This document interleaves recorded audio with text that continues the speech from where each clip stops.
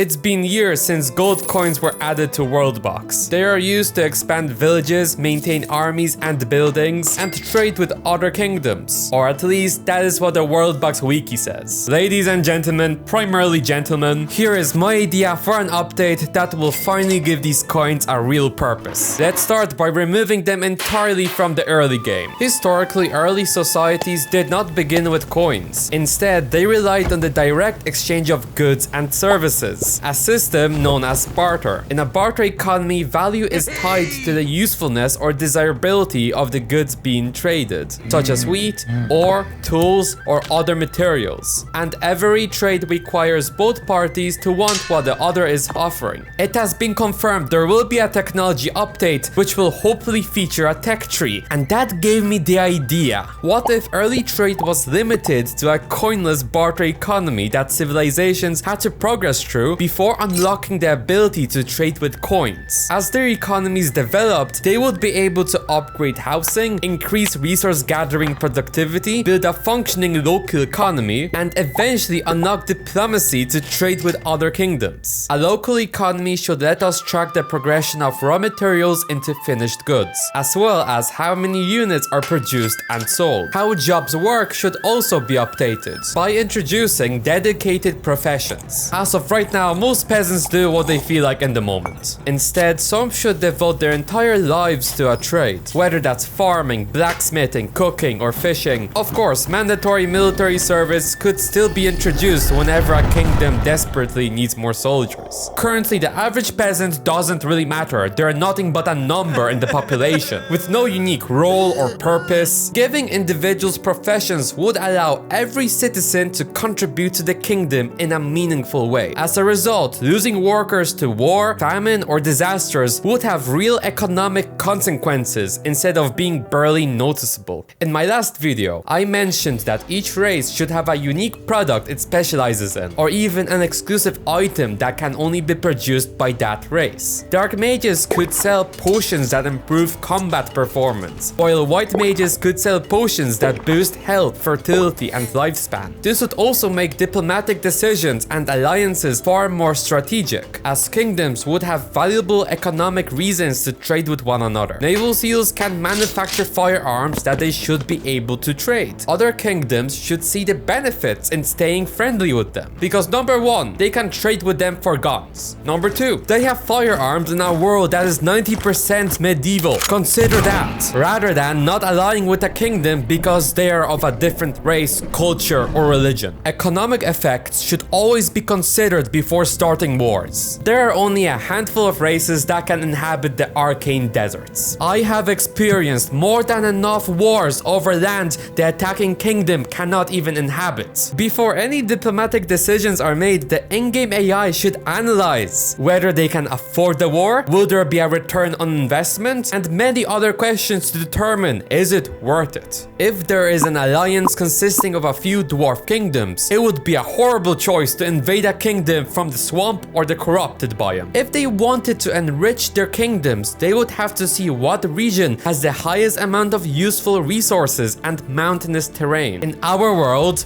besides a few exceptions, most international relationships are based off economy. But wouldn't it be a bit boring if kingdoms stopped going to war and then WorldBox changed into a trading economy simulation game? Of course, wars are a big part of the game. This is why economic interests should influence wars rather than replace them. Kingdoms would still fight, but their decisions would become more logical. Conflict would emerge because two kingdoms want control over the same land, fighting for resources, because a trade route has been blocked, or because one kingdom became too economically dominant. Smaller nations could survive by controlling strategic locations, instead of simply having a bigger army. And if they needed an army, they could have military alliances on top of trading alliances, buy equipment from richer kingdoms. Would you like to see this in WorldBox? And please let me know of some of your ideas I can turn into videos. See ya.